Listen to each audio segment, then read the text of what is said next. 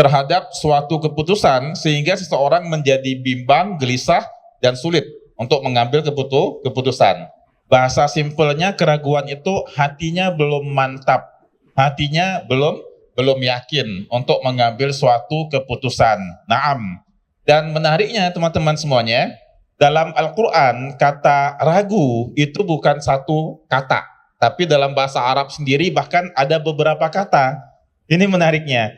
Kenapa? Karena nanti ragunya itu akan mengacu kepada subjek manusianya sendiri. Contoh yang pertama, kalimat syak. Kalimat syak ini sering kita temukan dalam fikih gitu, dalam usul fikih.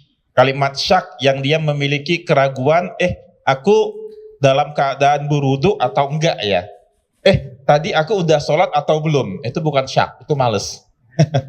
Baik, maka syak ini dalam Al-Quran ada beberapa ayatnya. Fa in kunta fi syakkin, ada di surat Yunus, kemudian wa innahum lafi syakkim min. Kemudian innahu lafi syakkim minhu murib. Ini ada dua penekanan. Mereka dalam keadaan syak dan juga dalam keadaan raib. Baik, kita fahami dulu apa definisi syak. Syak itu karena belum tahu atau belum bisa menentukan. Kalau syak, simpelnya belum tahu dan juga belum bisa menentukan. Jadi untuk memastikannya biasanya Alta pakai CCTV. Itu lebih yakin gitu kan. Nah, Alta bingung tadi. Tadi aku waktu sholat keluar angin enggak ya? Enggak bisa dibuktikan. Berarti syak ini karena memang belum tahu. Nah, keraguan yang seperti ini mudah diarahkan Bapak Ibu semuanya. Mudah diarahkan untuk yakin karena memang belum tahu. Makanya banyak sekali orang-orang musyrikin yang tidak beriman, bukan karena mereka tidak meyakini akan siddiqnya Nabi, bukan karena mereka tidak yakin terhadap Rasulullah, tapi karena ada masalah lain dalam hati mereka. Nanti kita bahas. Baik, yang pertama tadi apa Alta? Syak. Syak itu karena memang belum ada belum ada ilmunya. Baik, kalau menikah nanti bakal susah nggak kira-kira? Bakal lah tuh, susah mah pasti bagian dari kehidupan gitu kan. Tapi selalu aja ada jalan keluar kalau jodohnya tepat.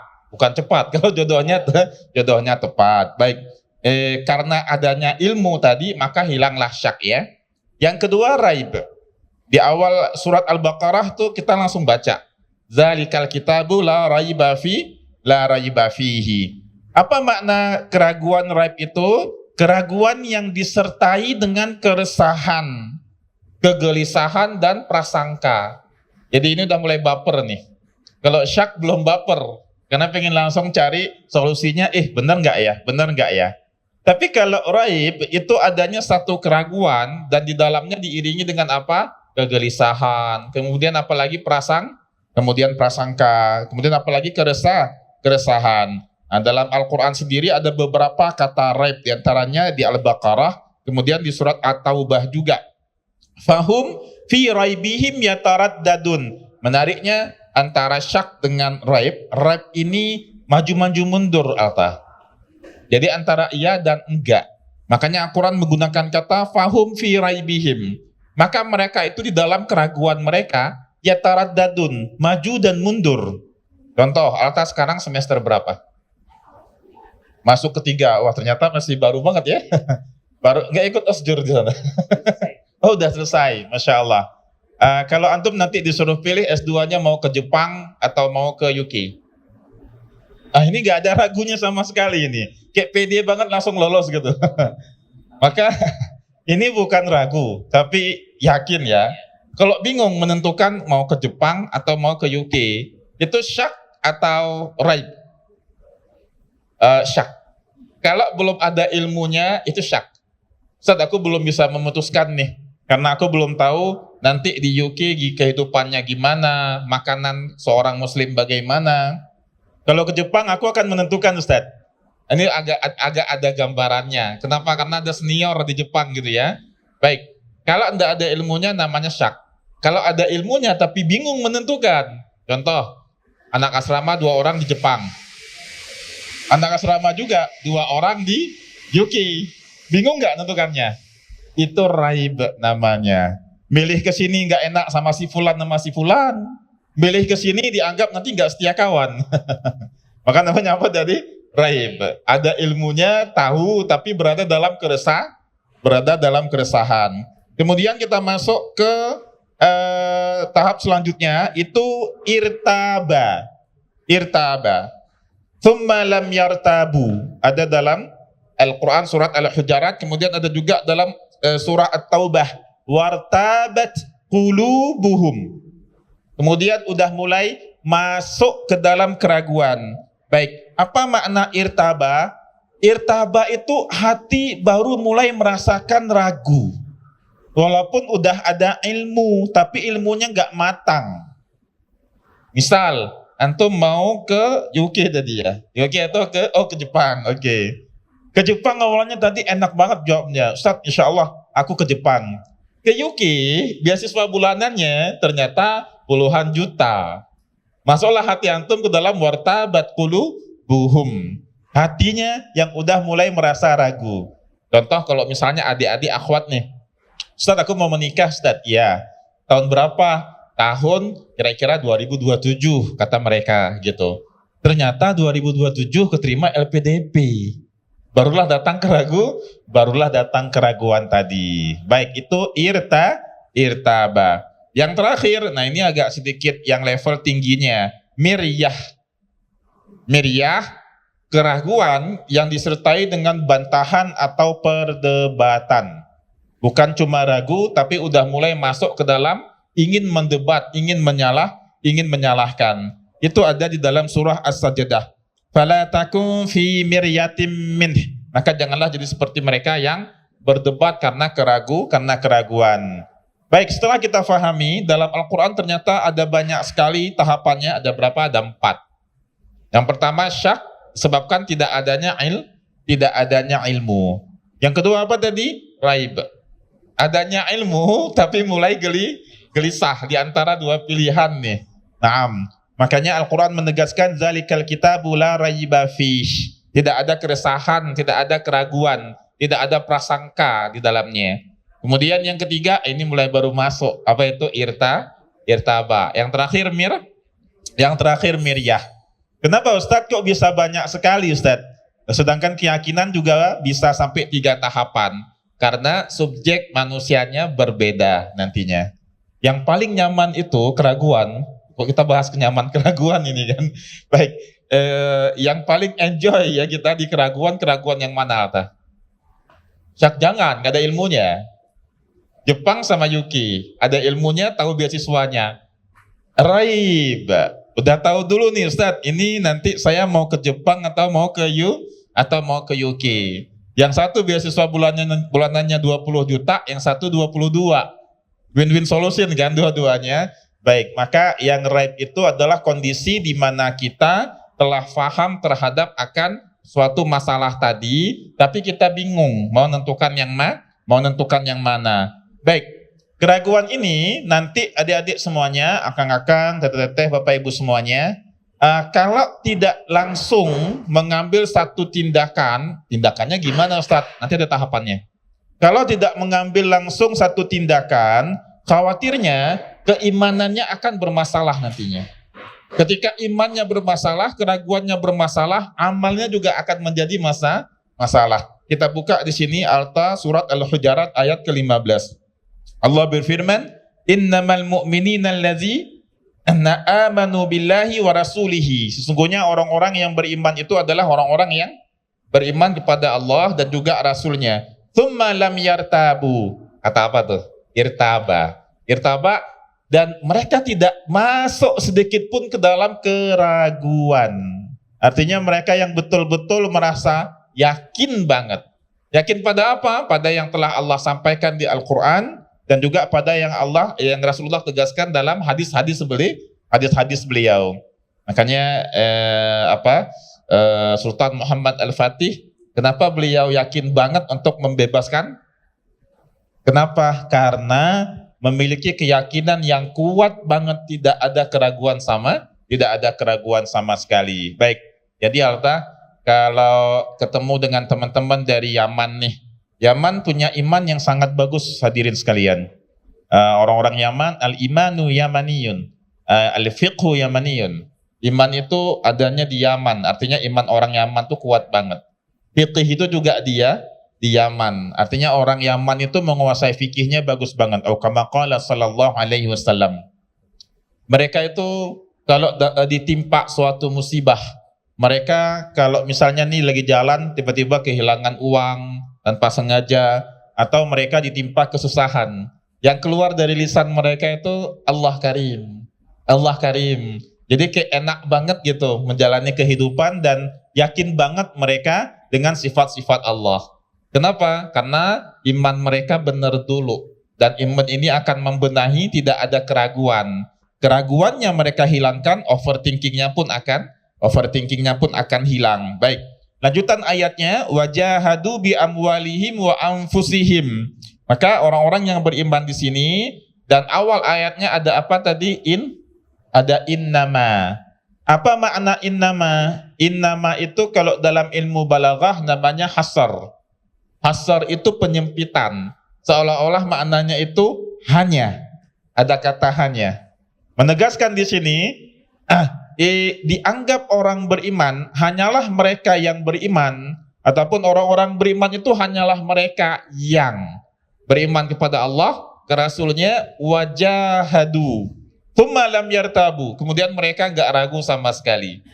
Setelah mereka menghilangkan keraguan, barulah kemudian mereka mampu untuk beramal. Wajahadu bi amwalihim wa anfusihim. Barulah kemudian mereka bisa beramal dengan diri mereka sendiri dan harta mereka sendiri. Baik, itu ciri khas dari orang yang beriman, mereka menghilangkan keraguan mereka. Ustadz, ya.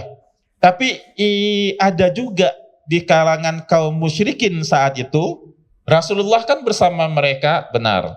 Mereka melihat mukjizatnya Nabi, benar juga.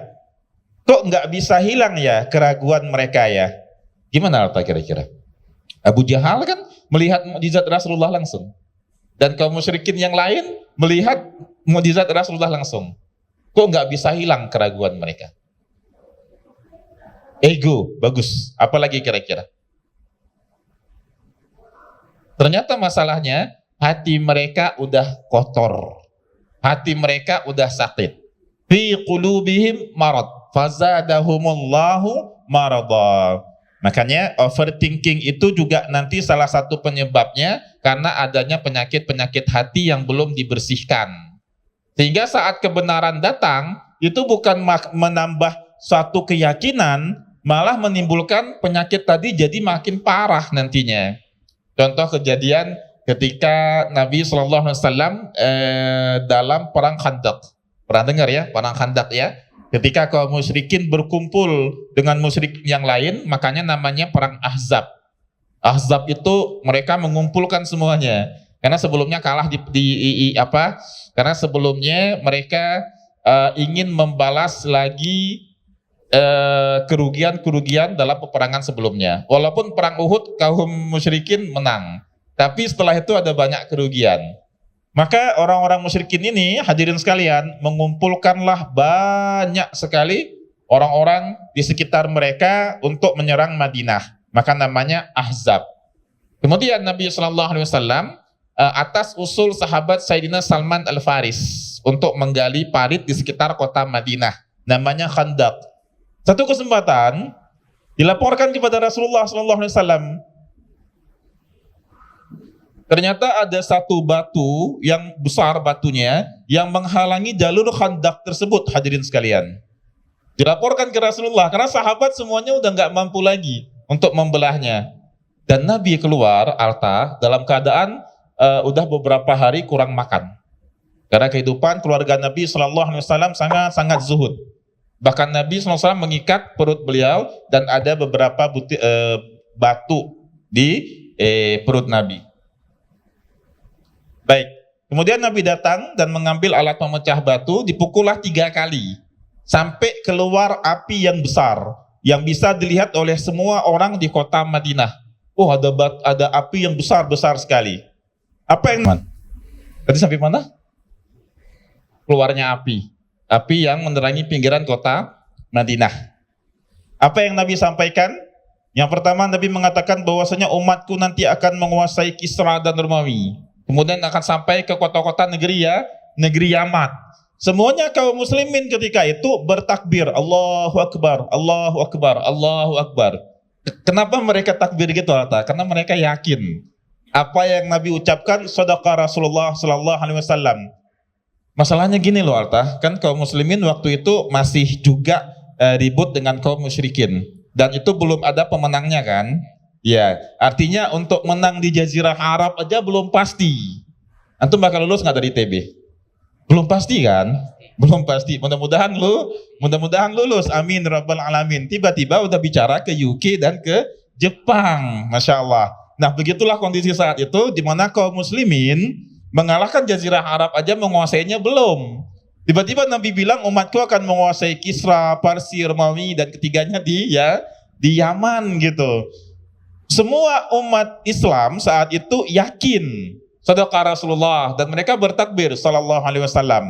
Tapi orang-orang munafik semuanya mereka berkata, oh ini ada gorengan baru nih.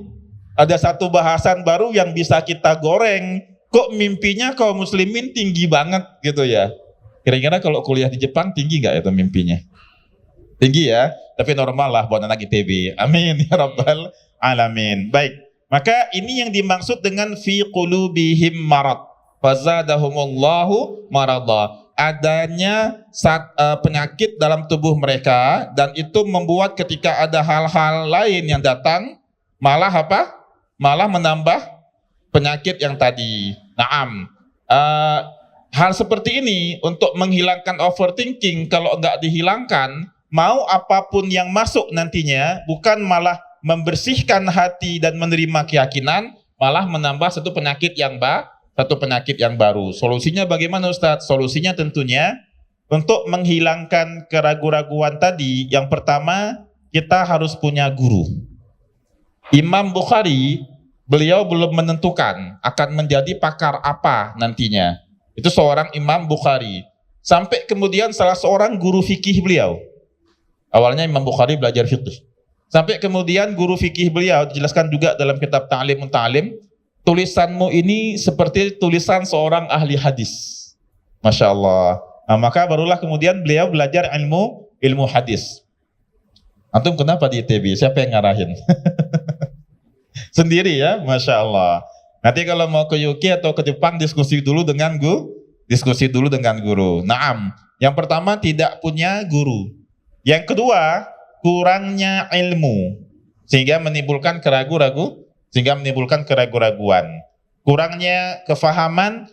Nanti kalau saya kuliahnya di Jepang, Ustadz, nanti akan begini dan begitu. Padahal ternyata di sana ada satu perubahan gitu.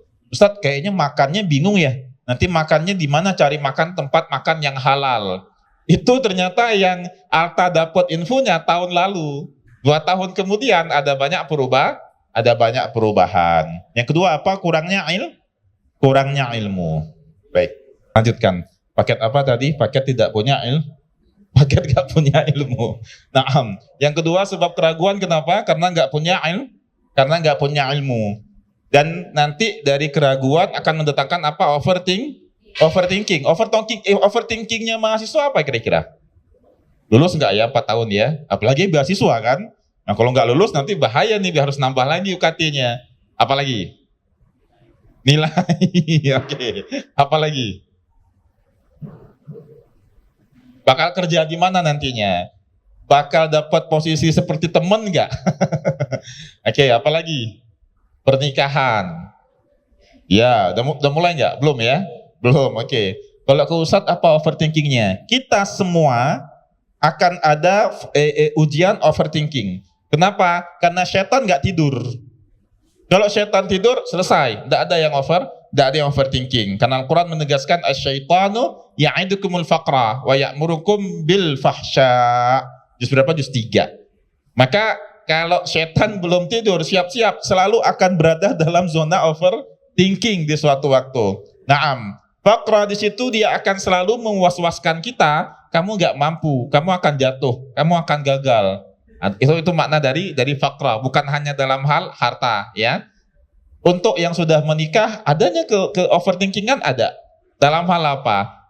Nanti bisa beli rumah nggak ya? Bisa beli mobil nggak ya? Sekarang penghasilan misalnya 10 juta, anak masih kecil, biaya sekolahnya belum banyak. Kalau kuliah nanti bagaimana ya? Nanti biaya pensiun bagaimana ya? Wah, terus semuanya salah-salah nggak semangat hidup nantinya. Makanya overthinking menyebabkan satu, kurangnya produktivitas.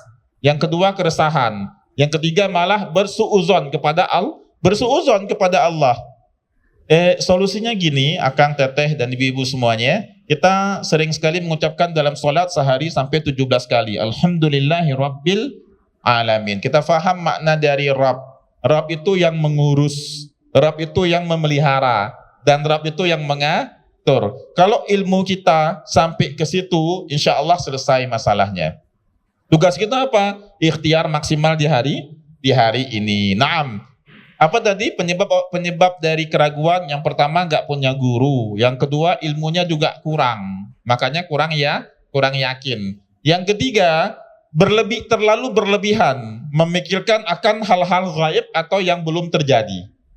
Hal-hal gaib di sini bukan hal alam jin, bukan. Materinya bukan bahas jin. Tapi hal gaib itu besok bagaimana ya? Kalau nanti begini bagaimana ya? Kalau nanti begitu bagaimana ya? Ustadz, ya. Bukankah kita juga harus mengambil banyaknya analisa? Betul dong, kan? Oke. Antara apa tadi? Antara Jepang dan UK. Antara menikah tahun ini atau tahun depan. Misalnya kayak B, udah lulus gitu kan? Antara S2 atau kerja. Nah, ini gimana kira-kira, Alta? Tentunya akan jadi banyak raib, banyak keraguan. Tapi untuk menghindari overthinking, harus ambil satu keputusan. Agar tidak berlarut-larut. Kalau berlarut-larut, nanti yang pertama tadi apa? Keresahan, kurang produktif amal kita. Suuzon kepada Allah. Satu kisah ketika kaum musyrikin Quraisy, mereka berkumpul untuk menyerang kota Madinah. Jumlahnya berapa? Perang Uhud 3.000.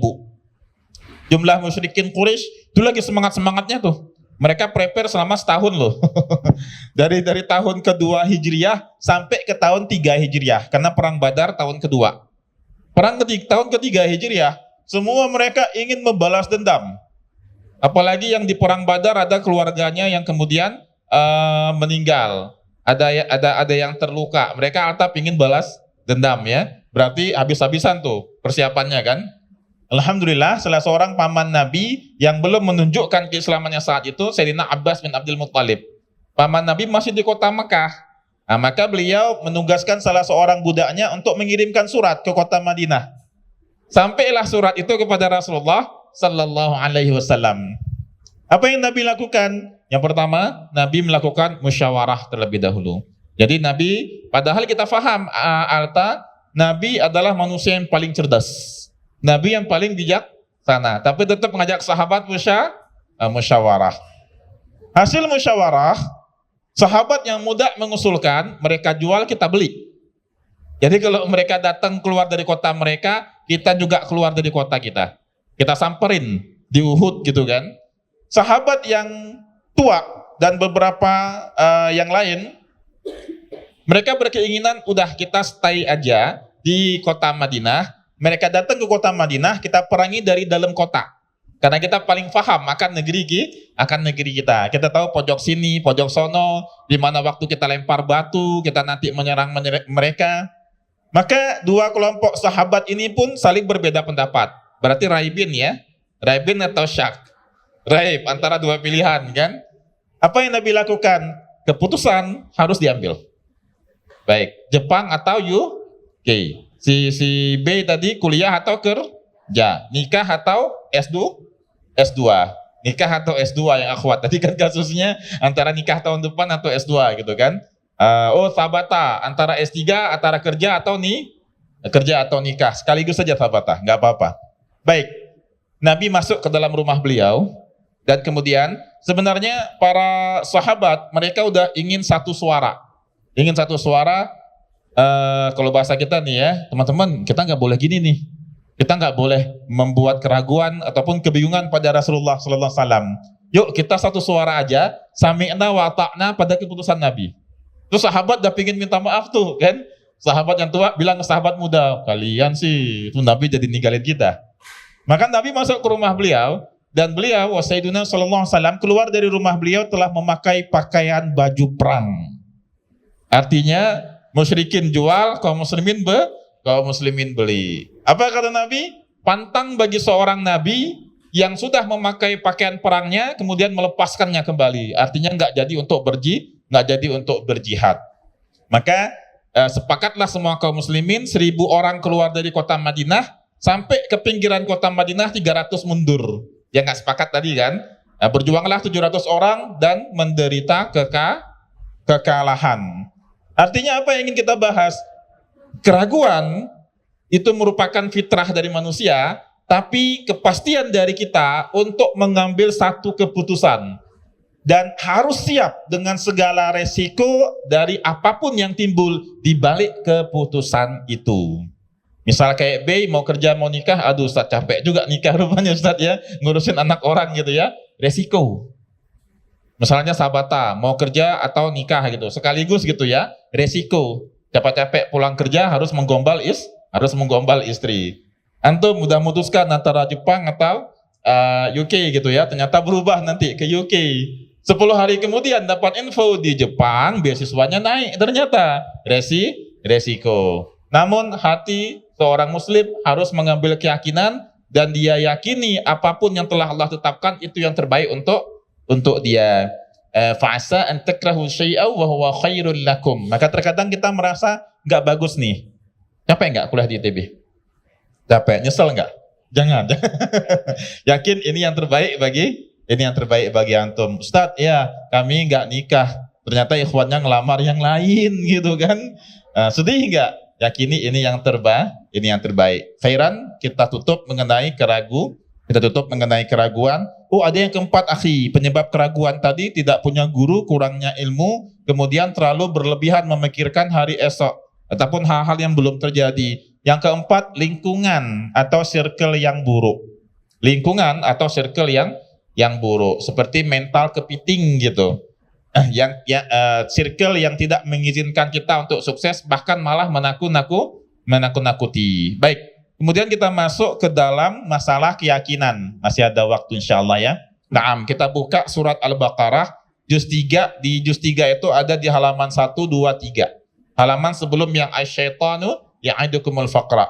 Ketika Nabi Ibrahim alaihissalam minta kepada Allah untuk menunjukkan langsung kepada beliau bagaimana Allah membangkitkan semua manusia dari kematian gitu ya. Baik, kita baca ayatnya di sini. Wa qala Allah Ta'ala wa idz qala Ibrahimu rabbi arini kaifa tuhyil mauta. Ketika Nabi Ibrahim berkata, ya Allah tunjukkanlah arini. Jadi bukan hanya jelaskan, tapi perlihatkanlah kepadaku. Rabbi arini, asal katanya ara ataupun ru'yatan. Ra'a yara ru'yatan, melihat langsung gitu ya. Rabbi arini kaifa tuhyil mauta. Maka Allah menjawab, qala awalam tu'min, apakah kamu tidak beriman? Bukan. Nabi Ibrahim beriman. Qala bala, bukan begitu. Aku beriman. Walakin liyatma'inna qalbi. Dari sini kita fahami ternyata yakin itu nanti ada 3 tahapan. Yang pertama masih ilmul yakin. Ilmul yakin, antum yakin orang-orang yang menikah nanti akan dicukupi nantinya. Itu udah jelas dalam Al-Quran kan, iyakun fuqara kan, nanti akan dikayakan oleh Allah. Dikayakan di sini cukup aja gitu. Ustadz pernah loh, dulu takut pulang ke Indonesia.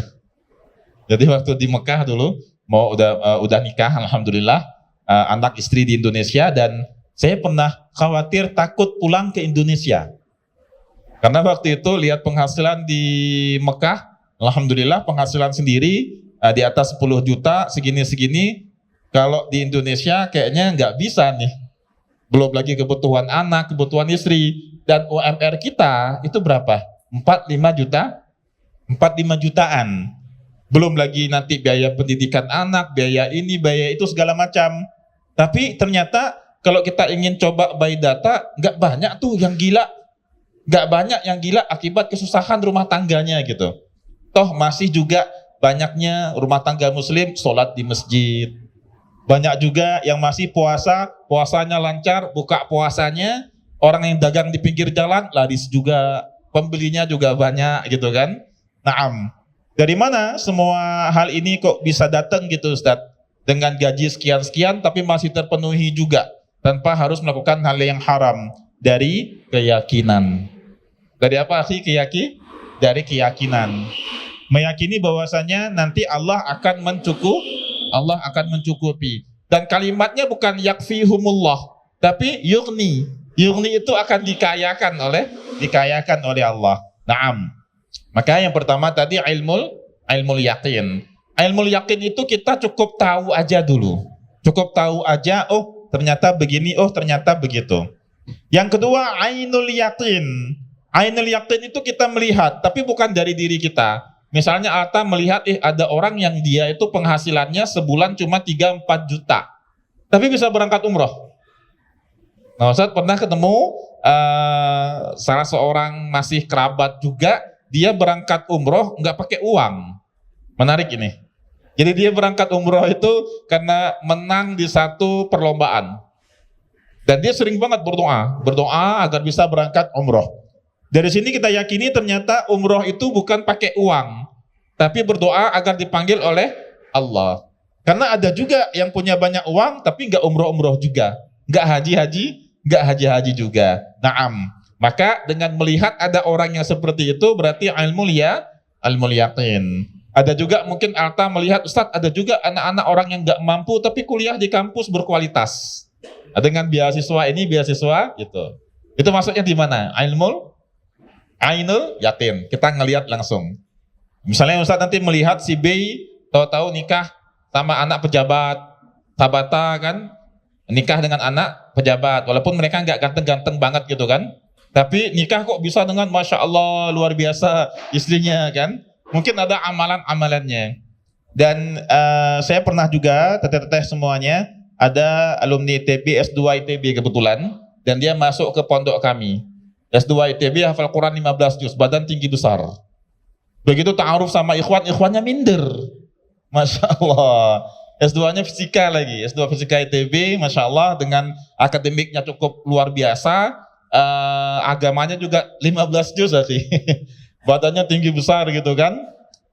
Akhirnya kewalahan untuk mencari calon suami, dan dia mondok di kami, dia serahkan, Ustadz silahkan kalau Ustadz punya kenalan. Satu kesempatan ada isi khutbah di masjid yang ada pondok rumah Qur'annya. Ternyata gurunya masih jomblo. Nah, jadi kayak Ustadz ngobrol ke Sabata mau nggak sama santri Ustadz gitu. Tapi sekarang nggak ada lagi Sabata. Naam. Alhamdulillah mereka menikah dan sekarang qadarullah mereka mendirikan pondok, mereka sukses dengan usaha mereka. Jadi ada hal-hal yang menurut kita, ilmu kita itu kayaknya mustahil gitu.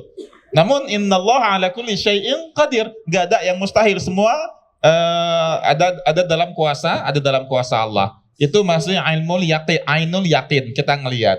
Kalau hakul yakin itu mengalami sendiri. Nah, mudah-mudahan banyak hal-hal yang menurut orang itu impossible masih possible bagi si Alta dan juga teman-teman gitu. Sampailah kita ke satu pemahaman, Alta, Ustadz juga coba ke situ ya. Ternyata banyak orang yang miskin, yang susah, itu bukan karena fisik ataupun harta mereka, ataupun usaha mereka, tapi mentalnya bermasalah. Mentalnya bermasalah apa? Fi qulubihim marad. Termasuk Sabata B ya. Waktu Ustadz dulu masuk OB dah berangkat ya. Masuk pondok Quran dulunya, umurnya 20 Alta. Teman-teman udah ke Yaman, udah ke Mesir, ada yang ke Yaman juga waktu itu. Mereka nanya, Dil, kamu bakal kemana nih kuliahnya? Alhamdulillah waktu itu kami sering juara MTQ. Nah, anak-anak yang juara MTQ ini biasanya kuliahnya ke luar negeri gitu kan. Mereka udah ke Mesir, udah ke Yaman, udah ada juga yang ke Malaysia. Anda cuma bisa bilang, udah kalian berangkat dulu, kami ingin hafal Quran dulu. Kenapa? Karena kalau Anda lihat ada orang hafal Quran dan dia makan nasi, Anda yakin Anda juga bisa. Kalau dia makan batu, dia makan semen gitu kan, makan coran, silahkan dia aja yang hafal, nggak apa-apa. Tapi kalau sama-sama masih makan nasi, dia hafal Quran, dia berangkat umroh, dia kuliah di kampus yang bagus, kok kita nggak bisa? Kan Rabb kita sama. Sama-sama bertuhankan Allah. Maka ini satu ilmu mental hakul yakin yang harus ada dalam diri seorang mukmin selama dia meyakini bahwa Rabbuna Allah, selama Rabb kita Allah, Allah yang memberikan pada mereka pasti bisa juga kasih untuk kita. Kita lanjutkan di ayat tadi, qala bala walakin liyatma'inna qalbi. Tapi saya ingin menenangkan hati saya. Lihat tadi overthinking dan keraguan menyebabkan keresahan hati, tidak kurangnya produktivitas amal dan membuat suudzon kepada Allah ya. Keresahan hati yang pertama. Keimanan, keyakinan atau lawan dari overthinking akan membuat ketenangan hati. Contoh misalnya, antum ngelihat ada teman antum berenang di kolam 2,5 kilometer. Khawatir nggak? Tapi dia juara renang loh. hilang keraguan. Kenapa? Ilmu tadi, yakin tadi. Antum duduk ngopi, scrolling medsos gitu, dia berenang cebur yuk. Ragu nggak? Nggak. Khawatir nggak? Tenang. Maka seorang mukmin dia tidak akan khawatir dengan segala macam kesusahan zaman karena dia memiliki keyakinan dan fokus. Apa fokusnya? Fokus pada apa yang dia bisa lakukan hari ini. Ya kalau memang nggak bisa dilakukan jangan dilakukan. Qala bala walakin liyatma'inna qalbi. Qala fakhudh arba'atan minat thair. Maka kemudian Allah perintahkan ambillah apa? 4 ekor burung. Dan burung di situ bukan burung biasa. Ada burung merak, ada ayam jago, ada burung merpati. Ini menurut tafsir. 4 macam burung yang berbeda-beda. Ada ayam jago, si ayam masuk juga di situ. Ada ayam jago, ada burung merpati, ada burung merak. Salah satunya Ustaz lupa. PR buat Alta baca di tafsir nanti. Tafsirnya tafsir Ibnu Katsir. Qala fakhudh arba'atan minat thair fasurhunna ilaika thumma ja'al 'ala kulli jabalin minhunna juz'a. Kemudian kamu potong-potong kata Allah dan bagi di 4 bukit. Sama Nabi Ibrahim alaihissalam disembelih kemudian dipotong-potong dan dibagi di atas 4 bukit yang berbeda. Yang misalnya kaki kanan si ayam jago diletakkan di gunung A. Nanti kaki kirinya nggak diletakkan di situ, kaki kirinya diletakkan di gunung B. Nanti juga dadanya diletakkan di gunung C. Diacak-acak oleh Nabi Ibrahim alaihissalam. Udah diacak semuanya, barulah dipanggil. Dan kemudian semuanya datang, tsummad'uhunna ya'tinaka sa'ya. Ternyata setelah Nabi Ibrahim panggil, datang semua potongan-potongan itu, datang ayam jago. Dikasih oleh Nabi Ibrahim kepala burung merak, disodorin, gak mau dia. Datang burung merpati, disodorin burung merak, kepala merak, gak mau. Kalau bukan dengan bagian tubuhnya sendiri.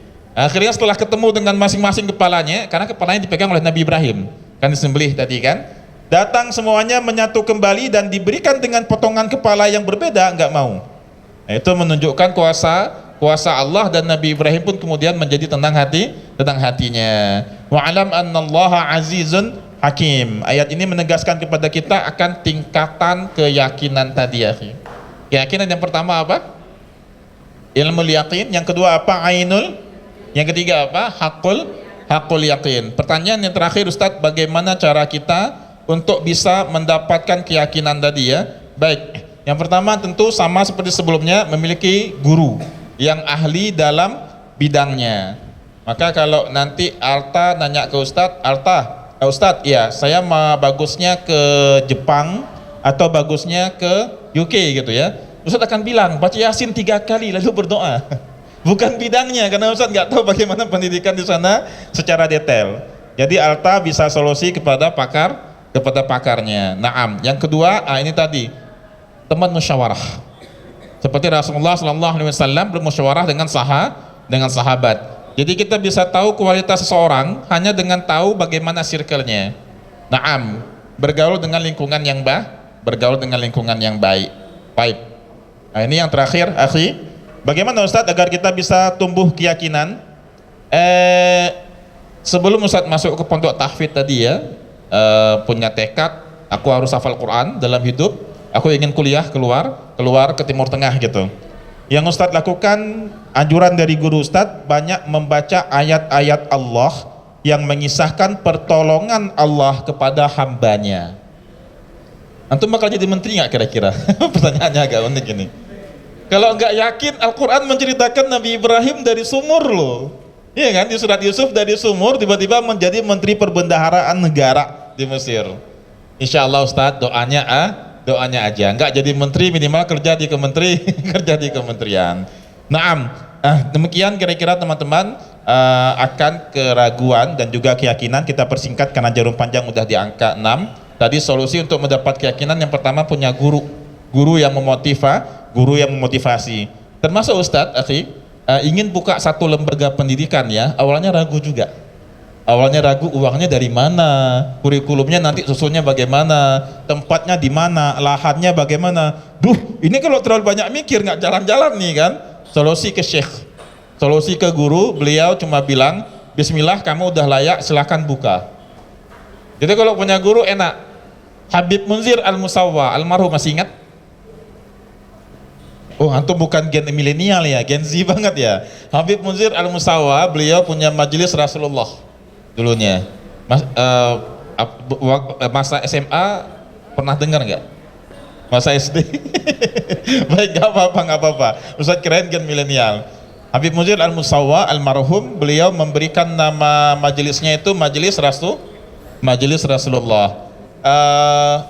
Ada yang bertanya, kok majelisnya Majelis Rasulullah, kan berat ya tentunya ya, Majelis Rasulullah gitu. Beliau telepon guru beliau dan gurunya bilang udah nggak apa-apa Majelis Rasulullah. Apa kata Habib Munzir? Kalau guru saya bilang A, guru saya udah ridha, udah saya nggak peduli sama kanan kiri lagi. Kira-kira begitu kata beliau.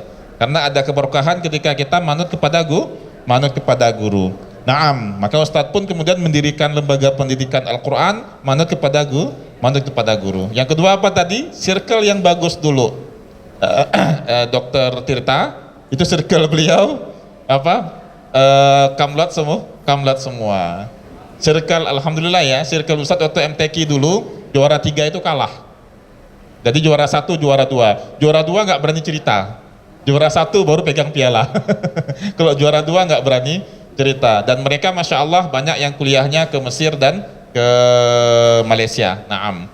Jadi dengan circle yang tepat kita juga bisa menghindari banyak keraguan. Yang ketiga apa? Tadabbur ayat-ayat Al-Quran yang mengisahkan pertolongan Allah. Sampai Alta pun akan yakin, aku Ustadz akan kalau nggak jadi menteri minimal kerja di kementerian. Kalau nggak aku orang yang follow akun dari kementerian.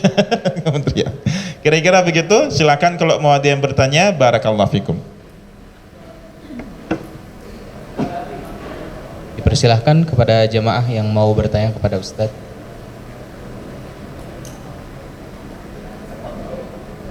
Dari akhwat, ada.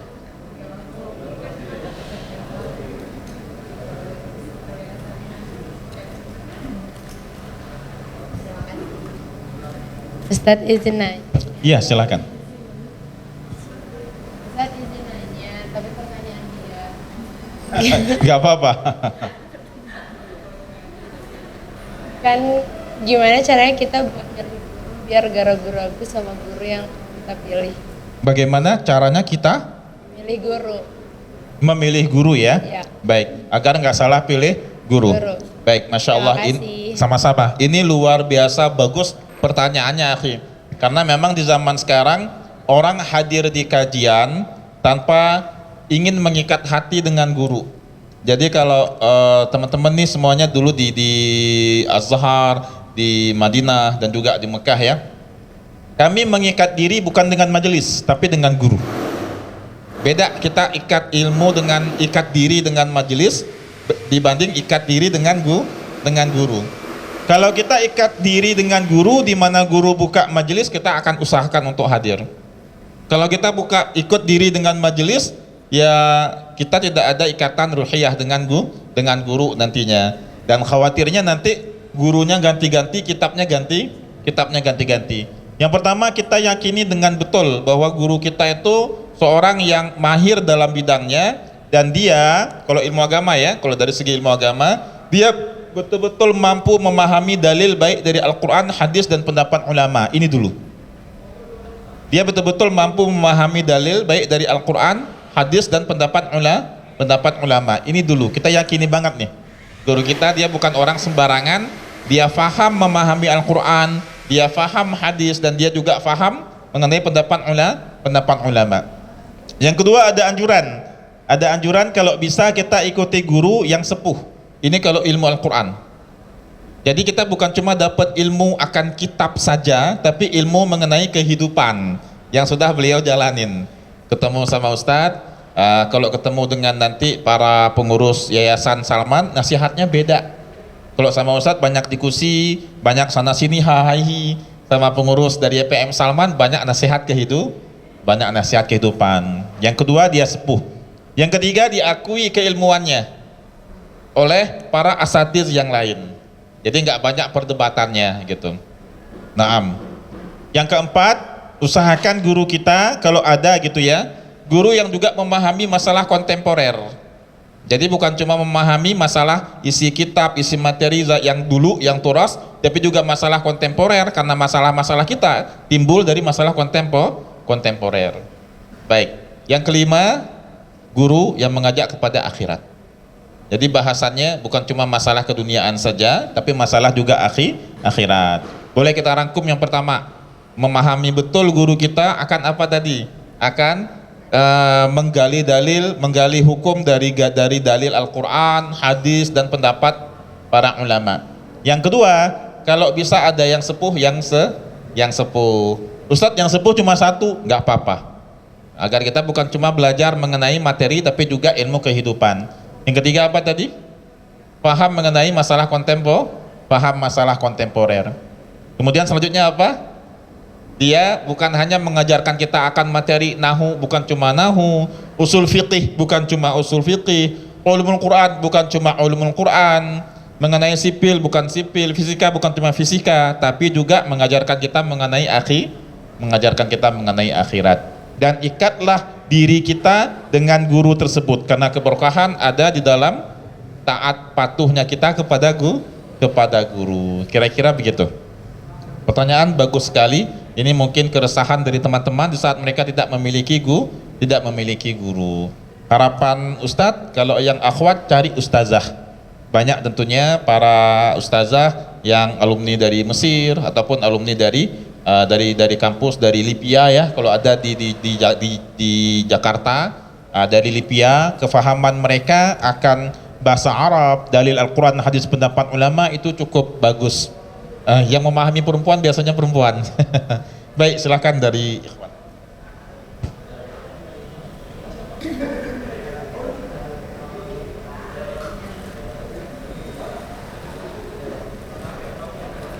Ya. Makasih Ustaz. Sama-sama.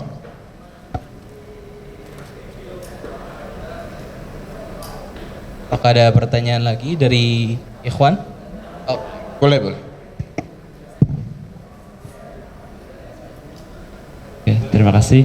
Nama saya Abdi. Ya. Masya Allah. Menarik.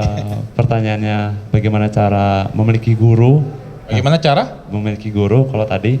Nah, apa resiko kalau kita memiliki banyak guru?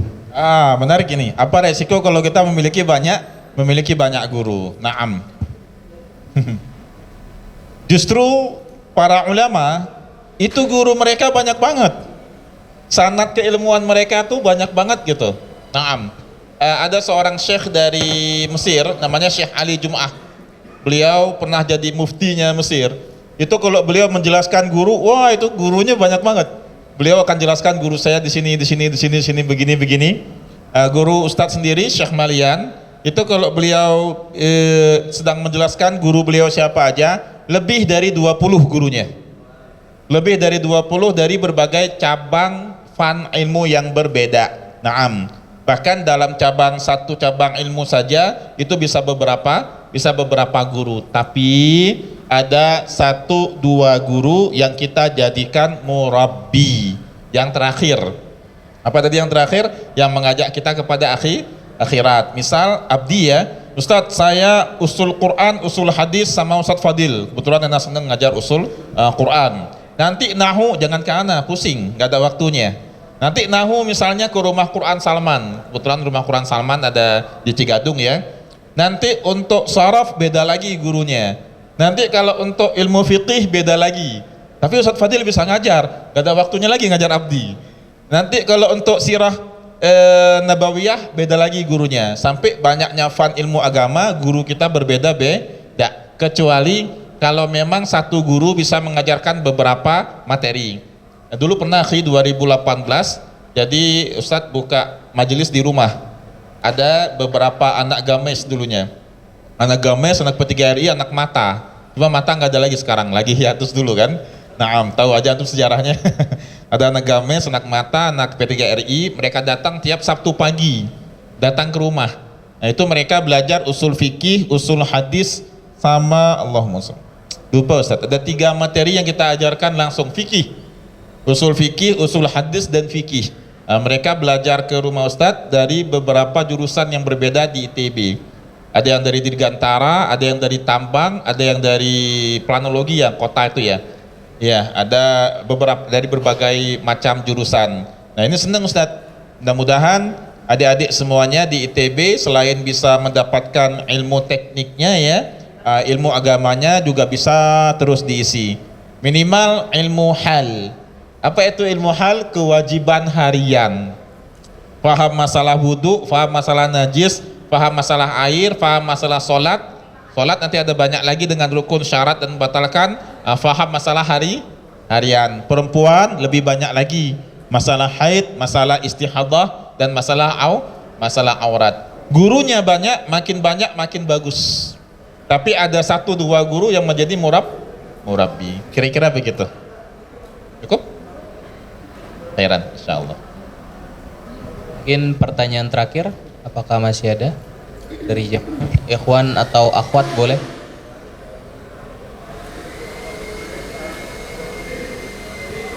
Oke.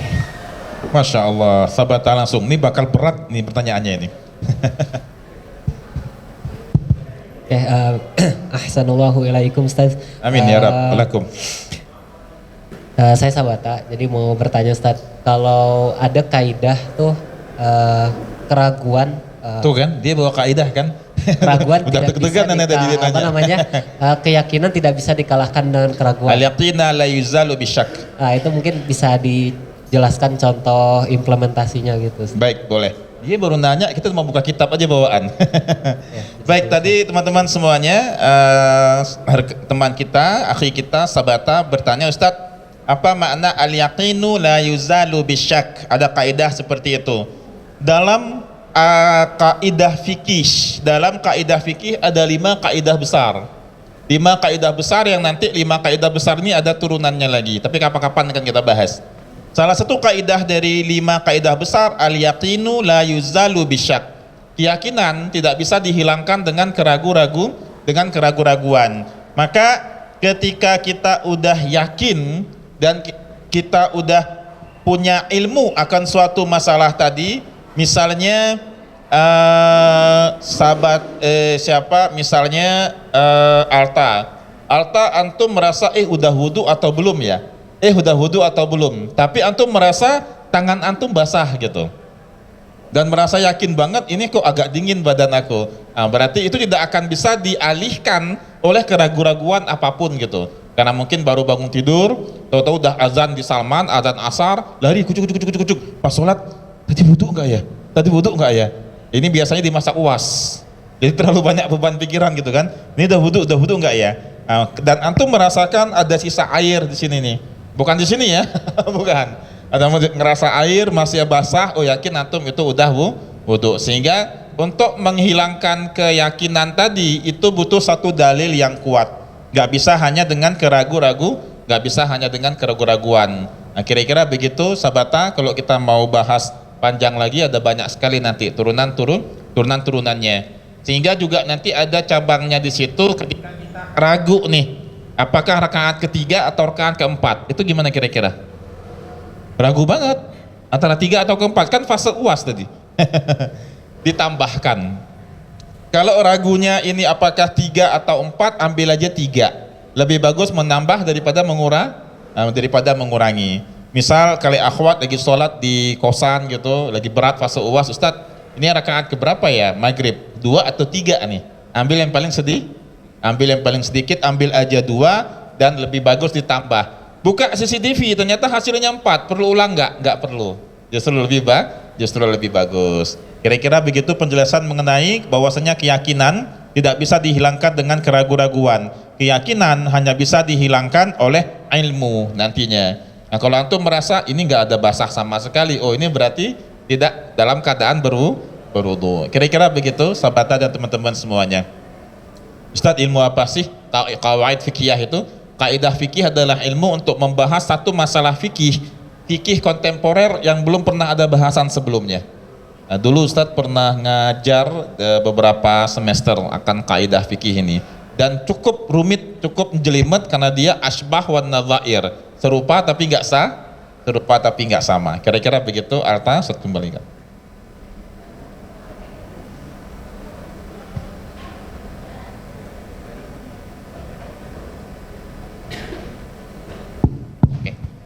Baik, karena sepertinya waktu sudah menunjukkan mendekati di angka 9. Terima kasih Ustadz atas segala ilmu yang telah disampaikan. Semoga menjadi keberkahan dan pahala bagi Ustadz yang akan mengalir hingga akhir hayat nanti.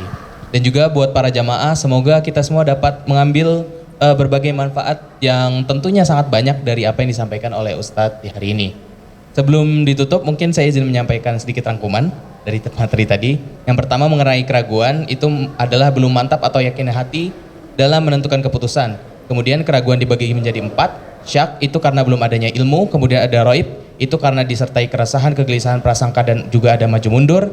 Kemudian ada irtabah, merupakan keraguan yang datang karena kurang matangnya ilmu. Dan terakhir ada miryah, yaitu keraguan yang disertai bantahan dan perdebatan. Kemudian tadi Ustadz juga menyampaikan mengenai ayat innamal mu'minun yang isinya itu mengenai ciri khas seorang mukmin yang beriman tanpa ragu dan berjihad dengan raga dan hartanya. Kemudian mengenai orang-orang Quraisy yang mereka itu tidak beriman padahal mereka hidup sezaman dengan Rasulullah karena adanya kotoran di hati mereka yang mengakibatkan adanya penyakit hati ketika menerima kebenaran-kebenaran malah menambah penyakit, yang mana hal ini juga sama ketika kita overthinking.